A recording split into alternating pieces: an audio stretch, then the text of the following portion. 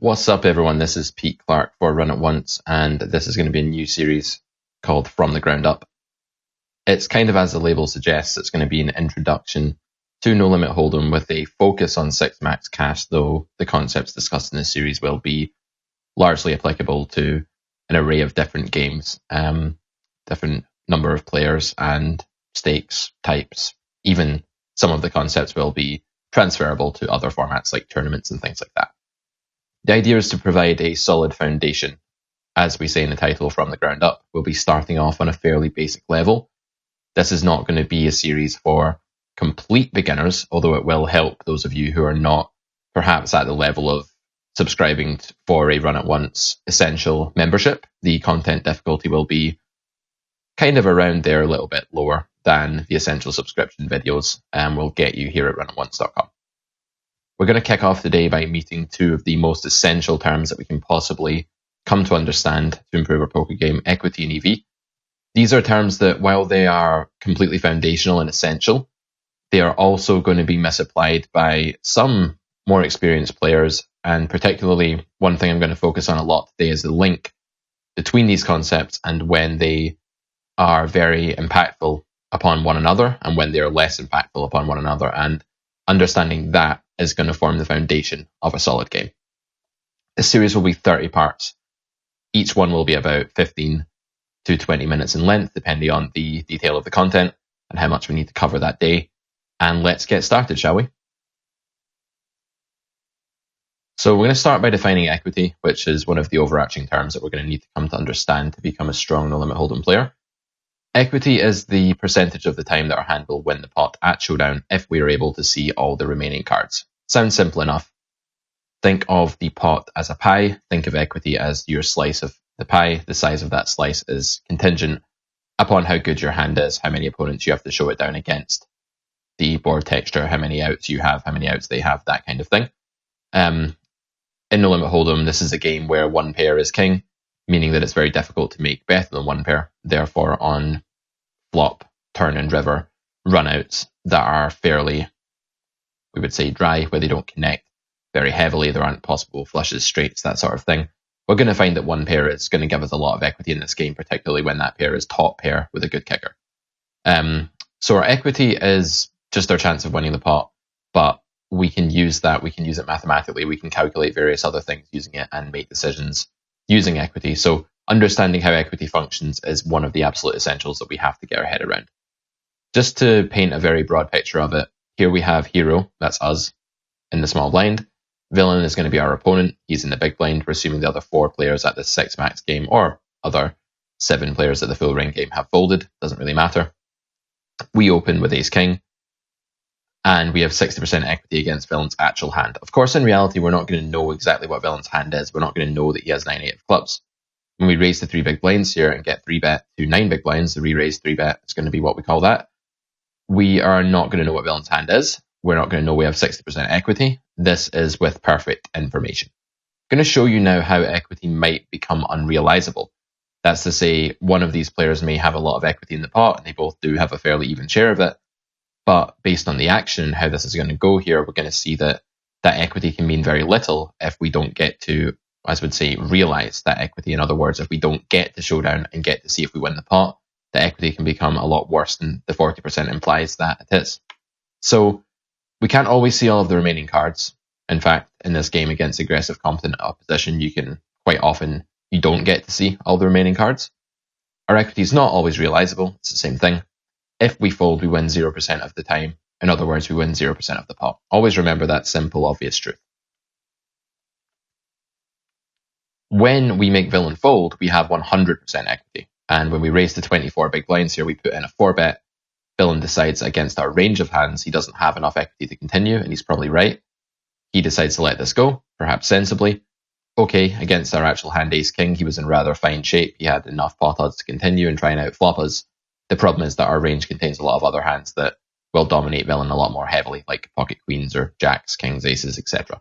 So the way this hand worked out, villain actually had to release his 40% equity in the pot, which shows you that while equity is important, there is a lot more to this game than just equity. EV is the currency of poker in my first book, The Grinder's Manual. I define EV as the be-all and end-all, the bread and butter, the money maker. EV is going to stand for expected value, and it is your average monetary outcome in a certain situation, or from taking a certain action. Every choice we make has an EV. The exact expected value of every choice we make is usually unknown, but with perfect information, we can use EV calculations to work out how much our EV is going to be, whether something is going to be profitable and by how much. But in the real world, we have to settle for merely estimating this number. The thing about EV as well is that it will change dramatically based on how many cards are still to come, what you expect your opponent to do.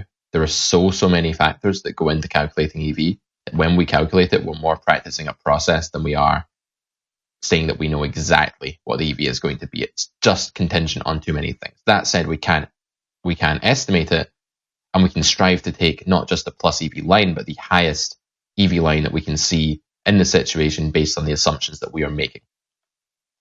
In this spot, we have Ace of Diamonds, Queen of Hearts, strong starting hand, again in the small blind. Our opponent here has a range, as indicated by the 2 question marks. I won't always be giving people whole cards. We don't know what they are in real life. We shouldn't guess at what they are. We should rather put our opponent on a range of hands. That's solid poker thinking, if we can. And here we do not know what villain's cards are. It doesn't matter particularly what the action has been, but the flop came Jack 3-2 with 2 diamonds. The turn came the 8 of diamonds, giving us the nut flush draw. The river came the 5 of diamonds, making us the nut flush. In other words, the nut's the best possible holding that anyone can have. We know we're going to win this pot as long as we don't do the unthinkable and fold. The pot is $70 at this point due to the betting that happened before. Again, it's not important for our discussion right now. We have 100% equity against villain's range of any 2 cards, which has 0% equity. When we bet our $38 here, which is into 70, which is the bet size that we choose, we know with our crystal ball here, again, textbook example, not realistic. You're never going to know this with certainty. We know in this example that villain will call 2/3 of the time and fold 1/3 of the time, rounded up or down to the nearest percentile. This is how we calculate our EV. We look at outcome 1, which we're going to say is the times that villain calls, and we multiply it by the frequency with which it occurs. Then we're going to look at outcome 2, which is when villain folds, and multiply that by the frequency with which it occurs. So you're basically looking at how much you win in each case, timesing it by the amount of the time that occurrence happens, and then adding them together. You may often get a positive and a negative value here that you're adding up. This is how EV works with perfect information. As I say, in game, in reality, we estimate EV. We talk about what factors and data points make EV higher or lower. We don't state what it is because we're not computers with perfect information. In this case, with our perfect information, we know that when we bet and villain calls, we'll win 70 plus our 38 bet that we get out of his stack. That's a profit from point of decision on the river of $108. We times that by 67%, which is how often we know that's going to happen. We add that to the other branch. I'm going to often refer to the overall combination of possibilities as the EV tree, and I'm going to refer to one instance on that tree as a branch. So when I say branch, it's one eventuality that could have happened. It may not have happened at the same time. So on the branch where villain calls us, we make 108. On the branch where he folds, we only make 70. We take down the pot. We don't get to count our $38 investment here as profit because it's not profit from point of decision. It's just part of the total pot, which is kind of irrelevant. So 70 times 33 is our EV for the fold branch. We add that up. We get this plus this, and our EV is 95.46. We know that if we run this scenario out infinity amount of times, this will be our average profit per hand. We also know that we will never actually make $95.46 on any one hand because either we will make 108 or we will make 70. This is a mean, it's an average, and it's not to be taken as what's going to happen in this one branch. This is the average outcome. That's what EV is. EV is a long-term notion. It happens over many, many trials of a spot. High equity will correlate to high EV in situations where we're all in or close to it. If villain had shoved his 9-8 suited in the first hand that we looked at and we decided to call with ace-king, let's face it, there'd be only one relevant thing for our EV, and that would be our equity. Not saying there's a mathematical equation for equity and EV, although there kind of is. I'm not saying that there's some formula that we can put in place here to say your equity will equal 1 minus your EV times 7. There's nothing like that. It's just that the correlation between high equity and high EV will be strong when we're all in or close to it. If we're on the river, again, the theme is we're getting close to the showdown. There's limited cards to come. There's limited ability to make people fold over various streets. The board can't change dramatically, and players can't deny each other their equity. They can't force each other to surrender equity in the pot as easily. Therefore, on the river with 1 bet to go, when you're facing that bet, all you really have to think about is your equity, as we're going to see in a minute when we do an example. When our next action will be our last hand. This need not necessarily be on the river. This could be on the flop. Villain shoves for 2 times the pot. He's kind of a weaker player and takes a sort of weaker player, somewhat goofy line. And we are trying to decide if we should call this strange 2 times pot size jam. Well, in this situation, it's very simple. We work out how often we need to win the pot. That's calculating our equity. And we decide if we think we will win the pot with our hand against villain's range that often. We'll get to this in a minute. Otherwise, if these things aren't true, there may be a very large difference between equity and EV. Let's see why. And this is due to future actions dramatically changing the EV of the hand. Future actions are very volatile in No Limit Hold'em. There are times when you have to invest a lot of money into the pot and then fold. There are times when you can win a very large bonus from your opponent's stack by making a small investment. That's called having good implied odds. There are many things that can happen that just mean that your equity is far from the be-all and end-all that it is in these first 3 cases. The correlation between equity and EV looks somewhat like this. Basically, the more meaningful decisions that remain, the worse your equity will be less relevant to your EV in that situation. So having bad equity might not mean that you can't continue if there are still many, many decisions to go. For example, you decide to call a flop bet with a very bad hand, just a gut shot, because you think that you'll have enough of a combination of being able to make your opponent fold later on, winning a big pot if you make your hand on certain runouts, etc., etc. There's a lot of things that can happen in between now and showdown. When we're dealing with a few meaningful decisions, however, who has the best hand, how much of the time is kind of becoming the main overarching factor that contributes towards that EV. EV is the holy grail. It's what you're trying to maximize. Equity will play a larger or smaller role towards your EV depending on how many meaningful decisions are left in the hand and how much money is left behind in the stack. That's called stack to pot ratio. We'll touch on this throughout the series as we go. Implied odds are another concept I want to introduce very briefly today because they have a very large impact on equity, EV, and the correlation between the two. Our implied odds are not just our chance of winning a big pot or how much we win when we do so. Some people like to think implied odds are just, oh, I might win a massive amount of money. They're partly that, but they're also to do with your investment. When you play the lottery, you have some implied odds, and that if you win, you will win a lot of money, but you have to pay $1 or £1 or whatever it is, or €1 to buy that ticket and try to win. So in poker, it's very much the same thing. If we have a small investment, we might be happy to play. If you sold me a lottery ticket for a penny, I have no idea, that might be profitable. I'm sure it's not for £1, which is what it costs. I digress. The point is that the smaller the investment, the more likely we are to want to take that bet. So implied odds is all about having a favorable ratio of what you're trying to risk with what you're trying to get back out of the pot if you're lucky enough to make a good hand. You're also going to want to have a nice hand that can improve the very strong things like this pocket threes. This is a range here. This tight villain opens under the gun in a 6-max game with this range. Again, we are kind of soul reading here because we're in a textbook format and we are going to say we know this is his range. We wouldn't know this in reality, although we could approximate it to be something like this. On the button we call with threes, and we end up making an investment with quite bad equity. 38% is not good. We're not in the blinds here. We don't have an incentive to want to get involved.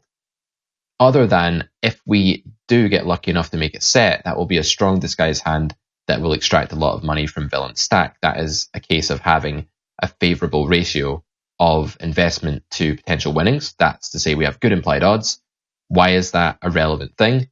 Well, this really matters here because it's not equity that's governing this choice to call.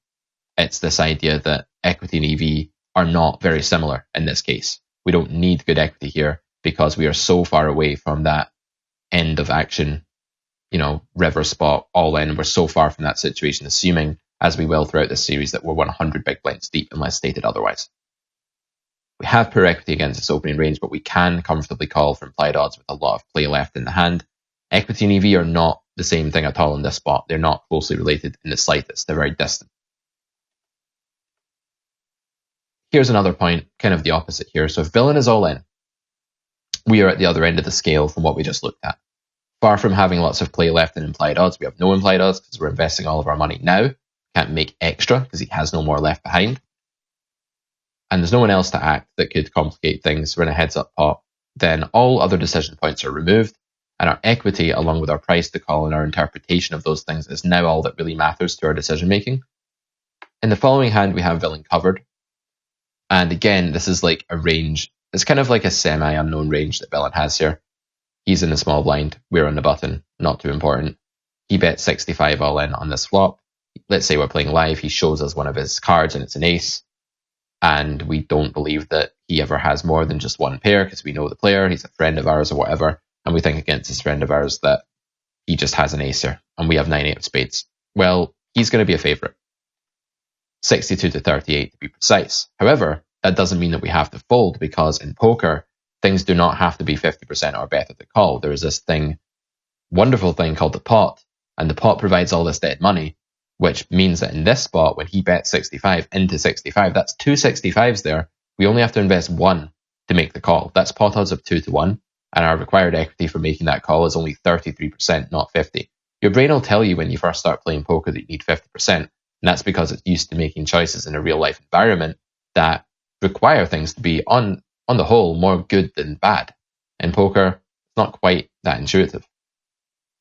As we're risking 1 unit to win 2, we require 33% here, and that will allow us to break even. Any more than that will start to profit. Since we have 38, that's actually quite significant. It might not look like it, but that 5% excess equity there is plenty, and it will mean that calling here is profitable, and that we should call here even though we expect to lose the pot most of the time. That's a concept you're going to have to become comfortable with, not just consciously, but subconsciously and intuitively as well. Hope you've enjoyed the introduction to this. A little bit more about me. I'm Pete Clark. I'm a coach here at Run It Once, professional poker player, author, and coach. And this is kind of what I do for a big part of my living, is make this kind of training, instructional content. And I'm stoked to be presenting another 29 episodes in this series, where we'll be taking the game of No Limit Hold'em from the ground up. Next week, we're going to be looking at pre-flop opening ranges. And this is kind of where everything starts. So let's get into it, shall we? Hope you enjoy the series, and thank you for watching. Bye-bye for now.